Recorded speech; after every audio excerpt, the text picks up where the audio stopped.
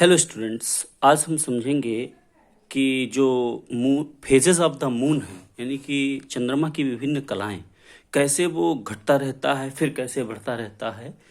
इस चीज़ को बच्चे समझ नहीं पाते हैं कि कैसे। आज हम उसी चीज़ को समझेंगे एक एक्टिविटी के द्वारा।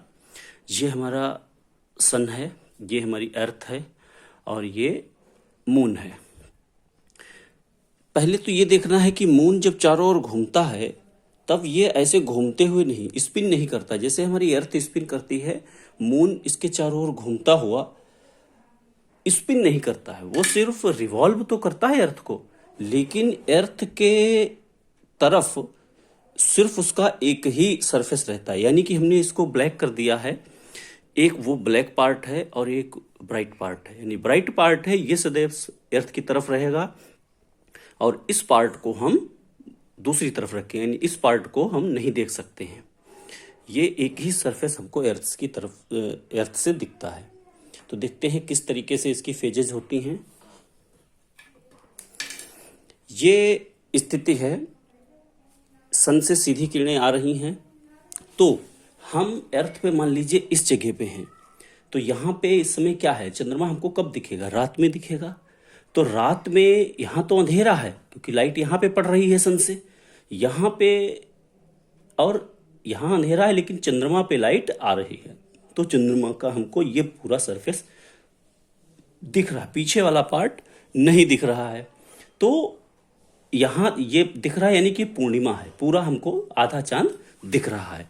अब जैसे जैसे इधर को बढ़ेंगे तो क्या होगा, ऐसे ऐसे जब बढ़ेंगे तब इधर का जो हिस्सा है अब इस पे लाइट नहीं पड़ेगी, इधर वाला हिस्सा न पड़ करके इधर लाइट पड़ने लगेगी। यानी कि अब इस ब्लैक वाले हिस्से पे लाइट पड़ने लगी।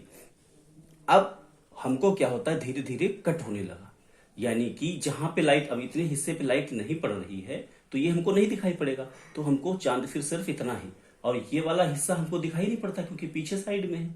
तो धीरे धीरे धीरे जब यहाँ पे पहुंचेगा तब जो लाइट पड़ रही है वो इस हिस्से पे पड़ रही है, इसी हिस्से पे।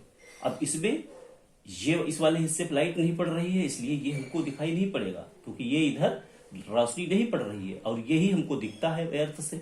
तो हमको सिर्फ इतना पार्ट दिखेगा और इधर वाला पार्ट नहीं दिखेगा। लाइट इस पे पड़ रही है इधर हाफ पे, लेकिन ये वाला हाफ हमको अर्थ से दिखाई नहीं पड़ता है। और आगे बढ़ेंगे तो जैसे जैसे आगे बढ़ते जाएंगे और ये फेस अर्थ की तरफ ही रहेगा जो ब्राइट फेस था। तो जब यहाँ पे पहुंचेगा तब लाइट इतने पे पड़ रही है ये, और हमको ये इतना ही पार्ट दिखेगा, इधर वाला पार्ट नहीं दिखेगा। धीरे धीरे घूम के जब यहाँ पे पहुंच जाता है इस पोजीशन पे, तो अब इस पे लाइट इस फेस पे पड़ रही, ब्लैक वाले फेस पे, ब्राइट फेस पे लाइट नहीं पड़ रही। जब ब्राइट फेस पे लाइट नहीं पड़ रही है और हमको अर्थ से यही दिख रहा है तो इसको हम कहेंगे अमावस्या, यानी कि हमको बिल्कुल भी चांद नहीं दिख रहा है। अब धीरे धीरे जब इधर बढ़ेगा चांद तो अब फिर से लाइट इस हिस्से में पड़ने लगी, यानी कि जो पार्ट हमको थोड़ा सा पार्ट दिख रहा था, ये थोड़ा सा पार्ट वो हमको फिर से दिखने लगता है। यानी कि वहाँ धीरे धीरे कम होता गया, अब इधर धीरे धीरे बढ़ता जाएगा। यहाँ पहुँचेगा तब इतने आधे पार्ट पे लाइट पड़ने लगी तो हमको ये वाला पार्ट आधा दिखने लगेगा।